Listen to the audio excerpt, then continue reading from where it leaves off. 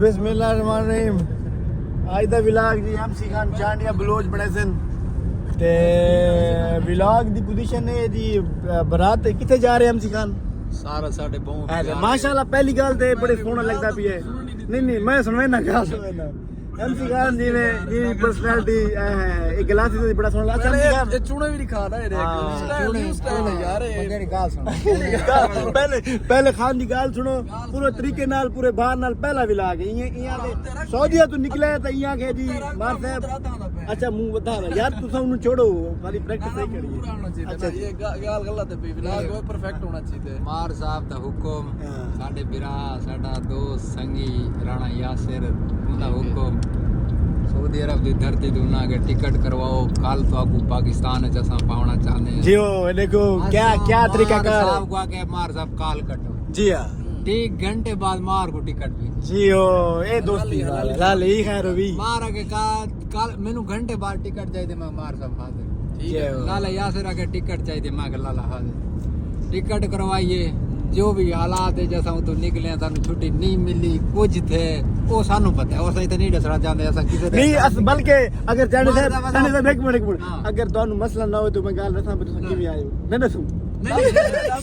क्योंकि देखो ना असा साडे यार दी शादी आई ठीक है ऐसा कहीं ऐसा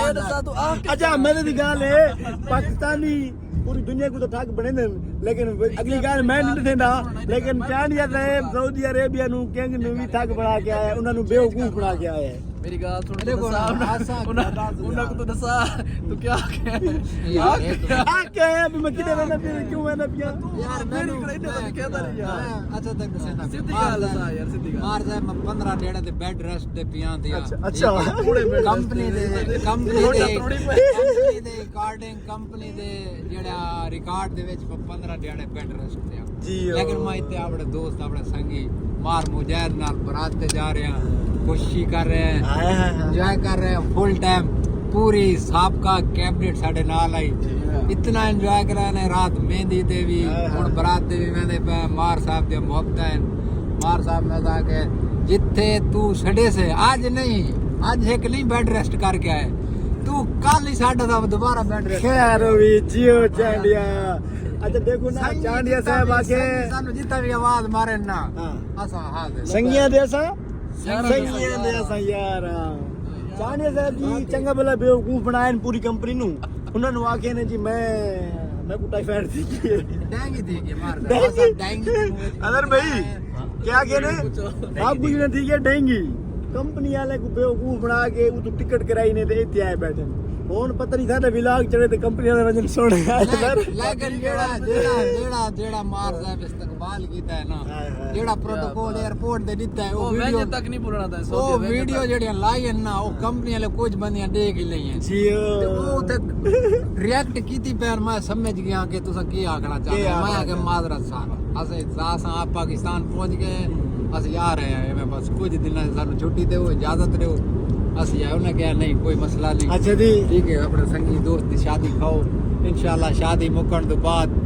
ਅਸਾਂ ਕੋਈ ਪ੍ਰੋਗਰਾਮ ਬਣਾ ਸੋ ਮਾਰ ਸਾਹਿਬ ਦੇ ਨਾਲ ਮੁਲਤਾਨ ਸਾਡੇ ਅੱਛਾ ਦੋਸਤ अच्छा न्यू ईयर नाइट बनावण न्यू ईयर नाइट मना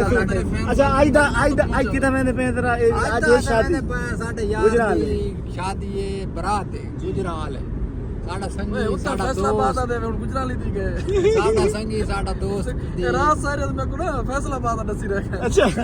ਉਹਨੂੰ ਪਤਾ ਨਹੀਂ ਲੱਗਿਆ ਫੈਸਲਾ ਇਹ ਹੈ ਡਾਕਟਰ इना इन टाइम दिमाग बेटा हिला 12 बज गई है 12 डॉक्टर भूख भी लग गई है भूख लगी बड़ी है पता नहीं देखो निम्को शिमको खा गया है उतरा पेपर पाव क्यों लगदी मेरी झोली दे ਵਿੱਚ ਖਾਣ ਦਾ ਸਮਾਨ ਪਏ डॉक्टर एक मिनट सबर करो अच्छा हेलो नहीं साडे कमिंग ऑफिसर साहब दा इंशाल्लाह अदर इलेक्ट्रिकल इंजीनियर अदर साहब ए अदर भाई जी electrical engineer mastermind online ए इंजीनियर मुरीद खान चांडियो ऑफिसर बैठन ऑडिट ऑफिसर फात साहब इंशाल्लाह रात को कानून पे शुरू की तरह ज्यादती शुरू की थी बूढ़ी वाला उधर नाम है ना ग्रुप ये साडे मार मुजाहिद सियाल मेरा संगी मेरा यार मेरा बचपन का दोस्त ममता खान साहब लव यू ग्रेट हो गया मार साहब ग्रेट हो इतनी गया मोहब्बत है कि ऐसा है मुझे देते सोशल मीडिया पे कैसे करना करता है तेरे बड़ा तकलीफ है मार साहब नाल यार फारिग बनाया तो ਇਹਨੂੰ ਕੀ ਮਤਲਬ ਬਣਿਆ कितना करे मार मार जी पहले मैं कोई ना ग्राउंड ये न साडे प्यारे दोस्त बहुत ही प्यारे ते पुराने दोस्त मलिक फाद अली कारलू